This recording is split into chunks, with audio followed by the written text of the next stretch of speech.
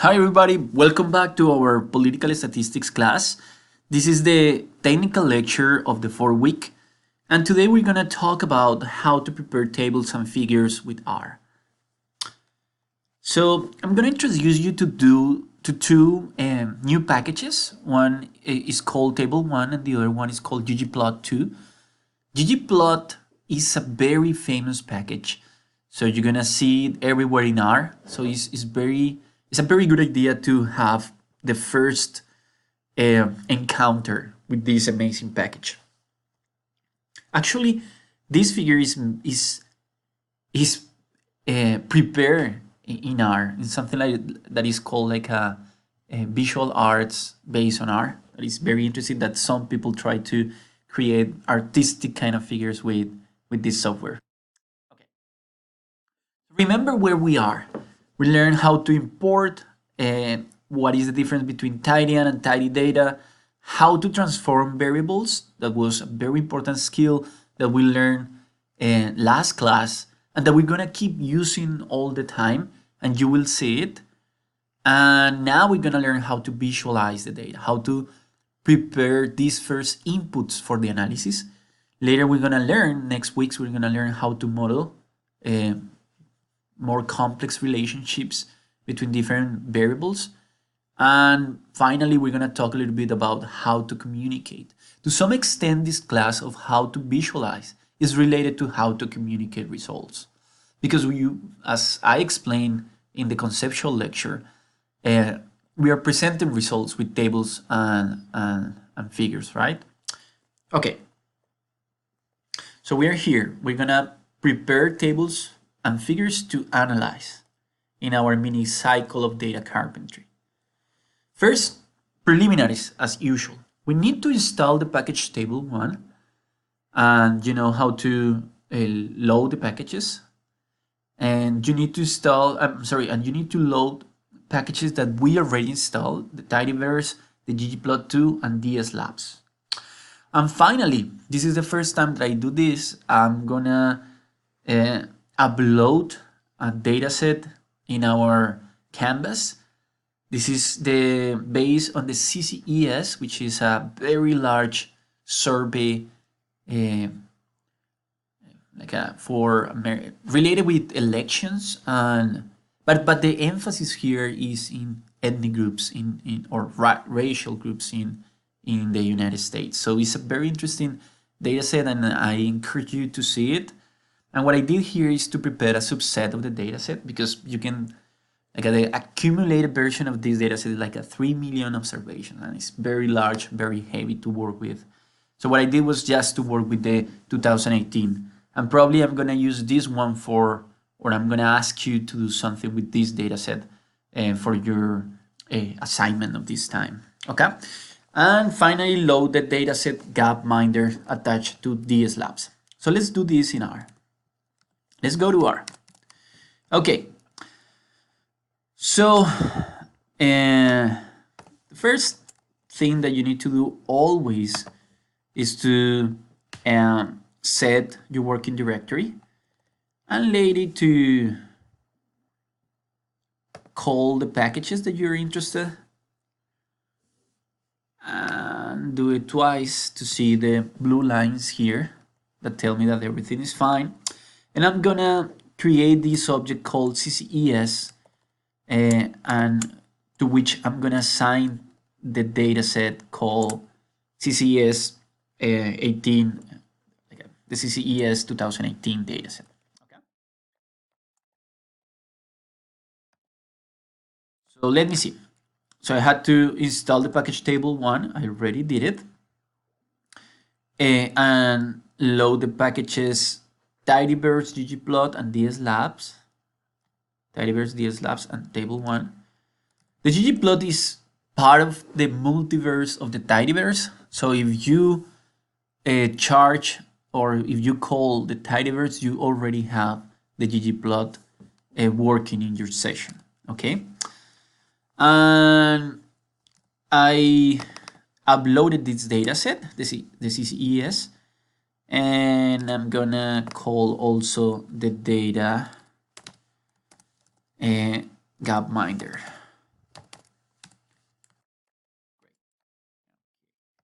have those two objects, and I'm just gonna use the Gapminder. Perfect. Okay, so that's the first step. So we're gonna try to prepare or to have ready a set of tools for descriptive statistics, and these tools are what we can call like a wish list of tools for our descriptive statistics carpentry.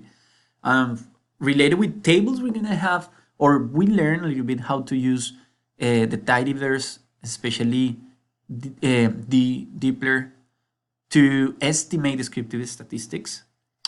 And we're gonna learn today how to prepare tables with two variables. I'm sorry, tables with two variables. Next week we're gonna move the bar a little bit higher, and we're gonna learn how to prepare control variables, which are variables with three tables with three variables.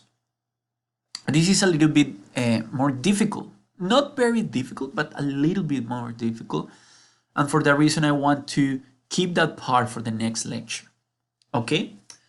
We're also gonna learn how to prepare the three basic univariate figures of analysis, which are the histograms, the bar charts, and the line charts. We're gonna be a little bit delayed in terms of figures because figures are a little bit more complex kind of objects than tables. And for that reason, I want to focus here on the univariate, just to introduce you to the world of ggplot. And next week, we're going to talk about more complex kind of bivariate and multivariate kind of figures, such as box plots, mosaic plots, dot plots, and even bar graphs. Okay? So let's move on. So this class is gonna be very technical, so don't expect any new concept about data analysis, which is to some extent fine. You already have a good array of concepts related with data analysis, and what you need to learn right now is a little bit more technical skills, and I'm gonna equip you with those skills in this class. So let's go with table 1, and we're gonna prepare a cross tabulation, and I'm gonna give you first the syntax, just the bare bones of how do you prepare the table, and we're gonna learn how to make these tables more beautiful or more aesthetical. Okay, so this is the syntax. I have in blue, which are objects in our R language. So we have a table here. You can call this object however you want to call it, but I call it table to make it more specific. This and this is the data set that you're gonna use, right? Important functions here are just this function of table 1, which is the main function of table 1 to prepare tables. To have this operator here, this tilde here, sorry. Also that when you use categorical variables, use the function factor. And that's important to keep, for instance, that in that way the system knows that you have that 1, 2, and 3 are non-numeric variables, but they are actually categorical variables. And you're gonna learn very soon why that is important. Okay, and this is part of the command. Is simply because that I don't know why this package, instead of writing total, the column of total, it writes a total column called overall, but you can change the name of that column overall. Okay, so let's go to R to see how this works. And what I'm gonna do here is to use the CCES dataset to see the relationship between presidential approval and political ideology. Okay, I already prepared this class, so I have here. Yeah, I did something previous here because I don't want to have this dataset has 500 variables, so I don't want to have all those variables. I want to create a subset that is called CCES 2018. So I just select some variables, 9 variables actually. Okay, that's the first step. The second step is that I'm gonna use the variable, let me see, this one. is the variable related with presidential approval, and I'm gonna use the relationship between that one and PID3, which is party ID. Okay, so what I have here is I'm gonna create an object called table. I'm gonna use the function table1. I'm gonna use this tilde, and I'm gonna use factor. The first variable of the command is always gonna be my dependent variable. So my dependent variable in this case is, as I said, this CC18, whatever, that long name. And I use this operator, the AND operator, to say that that I'm gonna have another variable. That variable is gonna be my independent variable. Okay, so the factor here is gonna be PID3. Okay, so I run this. I'm not gonna create the object 1 sec, just to show you what is the outcome of this command.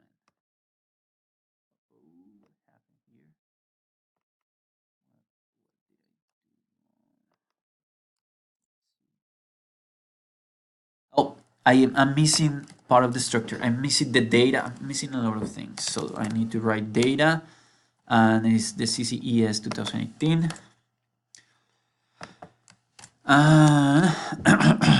I'm gonna keep this to show you that. Okay, now I think it's gonna be fine.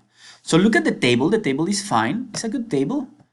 So you have here the factor, this CC18 is presidential approval, and if I'm not wrong, 1 is high and 5 is low, which is kind of crazy and counterintuitive, but it doesn't matter in this moment. And I have in the columns are the levels of the independent variable, which are in this case 1, if I'm not wrong, is Democrats, 2 is independent, and 3 is Republican. 4 is like a don't know, and 5 is not sure, I think. And see that this one is overall, which is kind of crazy. Okay, yeah, it's just to show you that. So what you can see with this table, and that's what I noted here, here, is that this table is functional, but it's ugly, right? So you don't have the names of the variables, you don't have the correct levels of the values of the variables. I don't like this overall here. Just the structure is fine, because remember that in a crosstab, you are supposed to have, the columns are supposed to be the levels of the independent variable, and the rows are supposed to be related with the levels of the dependent variable. Okay, so we need to make this table beauty. Okay, so I'm gonna give you the code to improve aesthetically this table, right? And here's when you're gonna apply what you already learned about variable transformation and use it in order to have a more beautiful kind of table here. And one of the things that you need to do is to rescale one variable from a numeric to an ordinal or nominal scale of measurement. Okay, that's the first step. So instead of, we don't want to have this 1 to 5 and 1 to 5 in each variable. So we want to rescale it. And because I already did it, I'm gonna bring that new scale here. I'm gonna bring those two new scales here. Okay. But I want you to remember what I did. Okay. So I didn't create a new object. I just told R, due to this subject, CCES 2018, the following things. Create a new variable called party ID 3 categorical, and it's gonna take the value of 1 when, it's gonna take the value 1 Democrat when PID3, which was the old variable, takes the value of 1. It's gonna take the value of 3 when, Let me see if I did something wrong. I think I did something wrong here. I'm not sure. Let me check. I can't recall if I don't think. Let me check something. Okay, it doesn't matter right now. But okay. So if takes the value 2, it's gonna be called Republican. It takes the value 3, it's gonna call independent, and so on and so forth. Okay. So that's how I created this new variable. Okay. And I'm also gonna change the values of the variable called presidential approval. So what I'm gonna do is I'm sorry. So let's do it again. So I'm gonna say do to this data set the following things, right? And apply those changes to the same object. So don't create a new object. Apply those changes to the same object. And I'm gonna do the same here. I'm gonna create a new variable called approval of the presidency or of the president. And that variable is gonna take the value of 4 strongly approve when the old variable had the value of 1. Okay, I hope to this point this is gonna make more sense, and part of the last assignment was to work with these transformations. So okay, I did it. So I have a new variable here. Let's see how is this table now. Oh, what happened here? Oh, I'm sorry. So I made a mistake here because the variables will have a new name.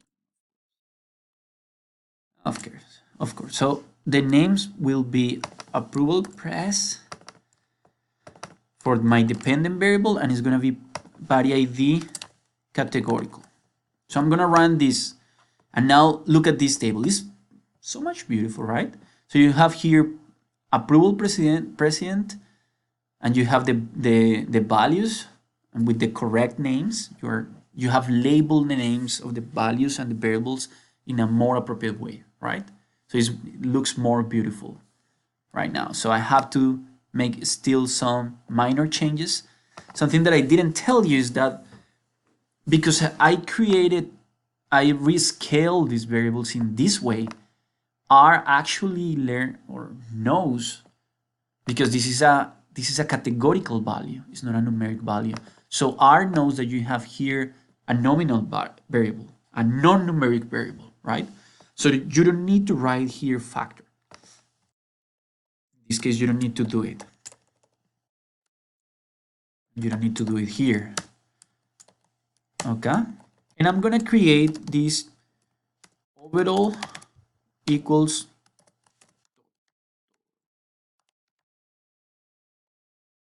Okay?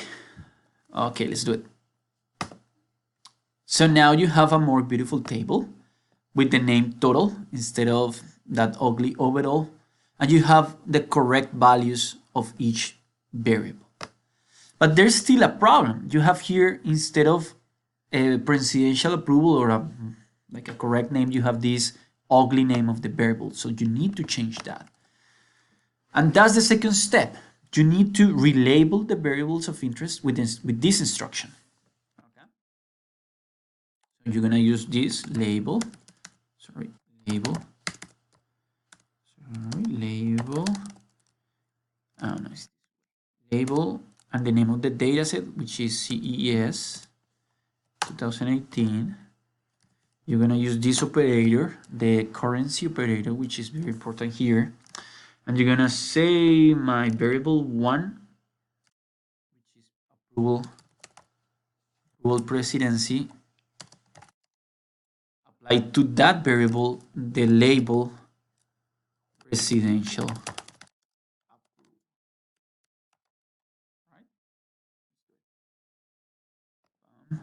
And I want to rename also the independent variable. My independent variable is this body ID categorical, and it's gonna be body ID, the name of that variable, body ID.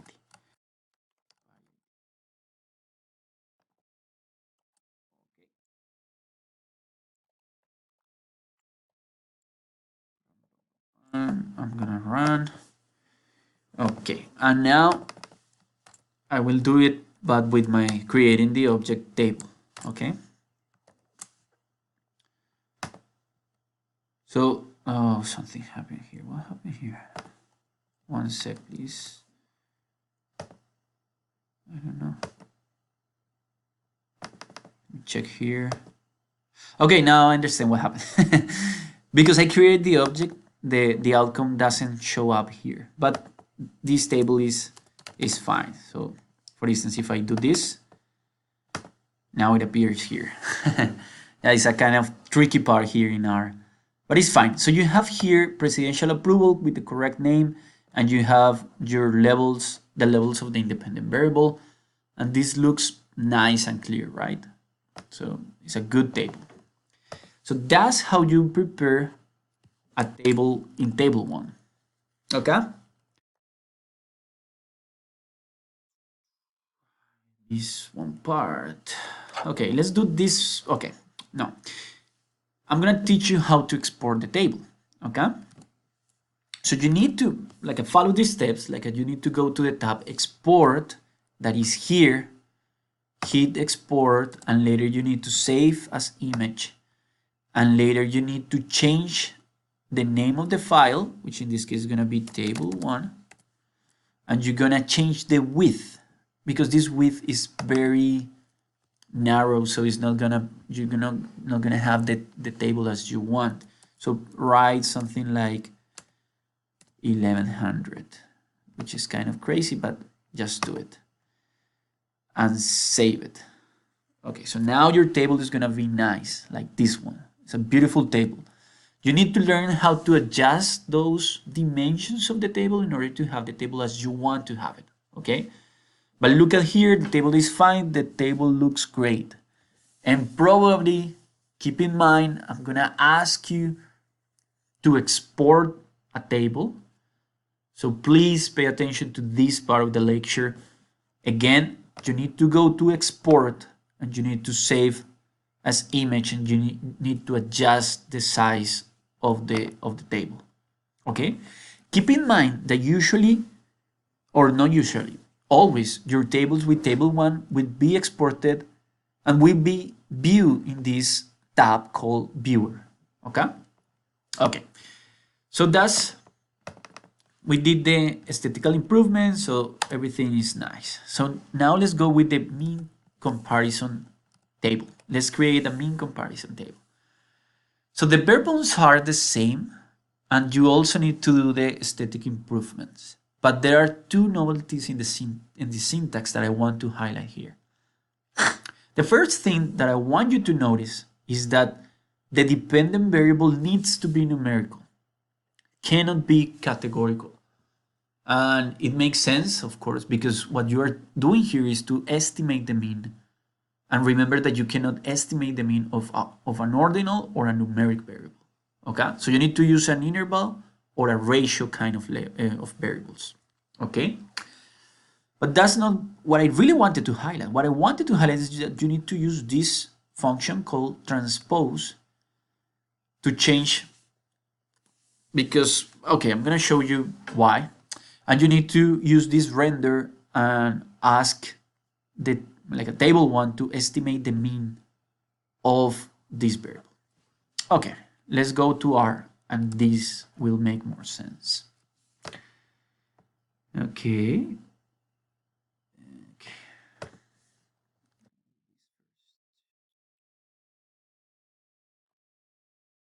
going to show you something just for the sake of learning. Okay, so I'm going to use, in this case, I'm going to use a variable called family income. Family income versus region. Or what I want to see is if the family income changes across the regions of the United States. Okay, so I have the name of family income is this Faming new, and let's use something different. I'm gonna use this variable region, and I'm gonna change this just to show you how it looks. So there are many things that I want to show you here. Remember that according to Pollock, we should have in a mean comparison table, the rows should be the values of the independent variable. and like the first column and the second column, you need to have the mean for each region. But this package does the opposite. Like you have in the rows the values of the dependent variable. So you have the similar structure of a cross tabulation, and you need to change that. For that reason, I ask you, the first change in the structure of this variable is that you need to write this transpose function and say, yeah, true is do it. Okay, let's see how this works. So now it's gonna show you this, right? It's gonna show you in the structure that you really want to have. But there's a problem here. Maybe you don't want to have mean, standard deviation, median, a minimum and maximum value, a number of missing things. So for that reason, you can have that information and that's fine, but sometimes you don't want to have it. If you don't want to have it, you can use the function render, and this crazy thing here, mean. Let me copy, I don't want to, it's this one. Yeah. So let's do it. Mean.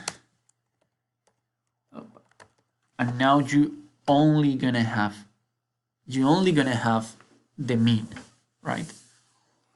Now, the family income goes actually from 1, I think from 1 to 12, but you have here values such as 16, 14, 15 that are, of course, outside the boundaries of this variable. If you don't believe me, let's see this variable family income. So family income goes from 1, in this case, 297, and I'm going to explain that. What really happened here is that the people who collected the data assigned the number 97 to cases in which people didn't want to answer or didn't know or something like that. Or probably to missing values. I'm not completely sure, but they did it. So you need to delete those observations. So you don't want to have that 97 because it's crazy, okay? You're gonna create a new version of the object or the same version of the object without those values, okay? And now run the command again. Okay, now it's gonna make more sense. So even if I don't know, category is very high, like 16 existed, it would mean that the average citizen in the United States is rich, basically. And of course, that's not true. The average citizen should be in the middle of that scale, and 6 is a very good indicator of that. Okay, so now we clean this. Okay, let's keep it here. So as you see, you need to clean, to check how are your variables and change what is necessary to be changed. And for instance, in this case, we need to use the correct labels, and also we need to change the name of the regions. We don't know what is 1 or what is 2, what is 3, what is 4. So we want to change that. Okay, and I already did it here. So I'm gonna change these values for values that are meaningful for us. And what I'm gonna say again, I'm gonna say it as much as I needed in order to practice with you guys how you read these structures, and in such a way you're gonna learn how to write these structures in a better way. So I'm gonna ask R to apply to this object, to this data set, the following thing. Create a new version of the variable called region ordinal that's going to take the value of 1 northeast when the old variable region has the value of 1. It's going to take the value of 2 for Midwest, 3 for South, and 4 for West. That's how the CCES divides the regions in the United States. Okay? Okay, so I created this variable. And I'm going to change the labels. of my variables of interest. So I have here family income and here region, okay? And I'm gonna run a new version of this table. And I'm gonna create a new object called table2. Sorry, table2. We here is gonna be region O, ordinal. Okay. Okay, remember that you don't see anything here in this part because everything is saved here. Okay, so you need to write table2 and run this, and you're gonna see that this looks so much nicer. Don't you like it? That's a beautiful object. And just to reinforce how to export it, let's do it. Let's export it. So basically you need to change here. You're gonna call this table2 or whatever you want to call it. I think with this size of the width is gonna be fine. Let's check. Of course it's gonna be fine because it's very narrow. It's very, yeah, so it's gonna be fine. Perfect. Okay, so that's everything about tables.